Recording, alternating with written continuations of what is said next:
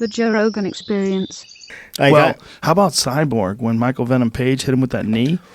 Woo! That's one that makes you fucking, your whole body tightens up. Like how do you dent somebody's skull? Like, do you know how much force you have to hit somebody with like that? Crazy. Think of all the fights you've seen.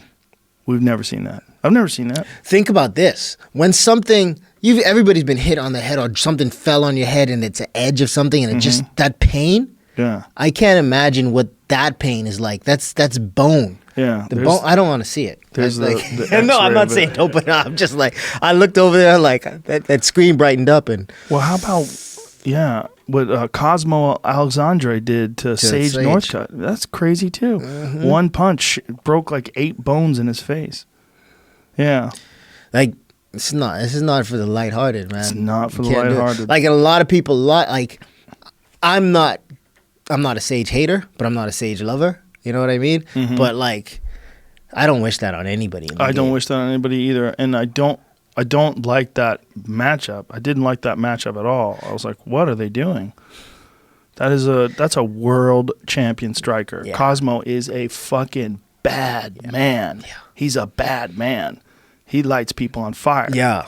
You know, and him at 185 pounds with no weight cutting. And that's one of the things that he said about that fight, how good he felt, like where he didn't have to cut any weight. And you see how thick and fucking full he looked. It wasn't depleted and dehydrated and everything like that. And that is just not Sage's. Bring it back to the beginning. But look how it does this in all angles. You can see it. Look how thick he is too. Like if you've seen Cosmo's fights before, I remember when he fought John Wayne Parr in Lion Fight. I mean, but John Wayne Parr is a multiple-time world champion and a skillful guy, and he managed to avoid like the big power shots like this and didn't get hurt. But it's also Cosmo having a chance to punch you with MMA gloves on too. With the majority of his career, he fought Muay Thai. Boom! I mean, that is a crazy punch, man. Everything's behind that. It's like this kid is just not ready for this yet. No. He's just not ready for this. As much as he has experience in karate and, he had some good MMA fights against some, good fighters. This is not a good fighter. That's an elite world-class striker. And, you're fighting him with little gloves on in a ring. And your mixed martial arts game is primarily a striking game. Mm-hmm. Yep. You're at a big disadvantage. Huge, enormous disadvantage. I like what one is doing, though. I really do. I like what they're doing. I thought that's interesting, too, that they made him fight in a ring. Well, I don't know how many events one does in a ring versus does in a cage, but the dynamics shift radically when you get caught, you get cornered.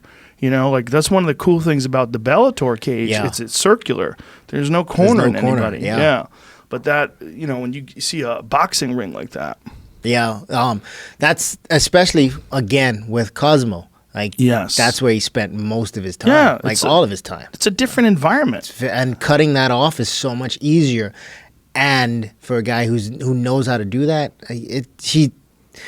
it's almost like Sage was set up. I'm not saying they set him up, he was set up. But that's just a bad situation. Well, he didn't have. I mean, I guess he didn't have to take the fight. I don't know.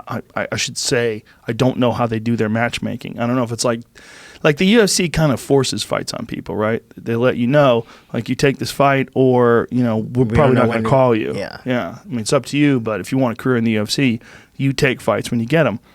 But like when you see fighters in boxing, they have a really good manager. The manager knows who the guy you're going to fight is and says, okay, Yves, this guy is good, but you can beat him. And this is what I like about this style. He's gonna challenge you in a couple of areas, but overall you're a better fighter than him. But it'll give you a challenge, and we're trying to build your record up to get you a title shot. And maybe you'd be 9-0, 10-0, 11-0, 12-0, and then you get to a certain level, and they go, okay, we're ready to fight for a title, and then it would be this big promotion. Yves Edwards, 17-0, 16 knockouts, and it shows your highlight reel. Like, this is something that big management. This is the reason why it exists in boxing. Yeah. It's actually smart because it's a part of the development of a fighter.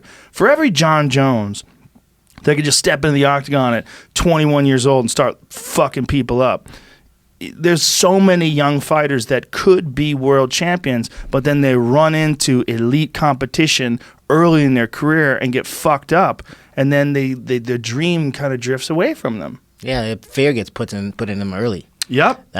That's a problem. And unnecessarily, in my opinion.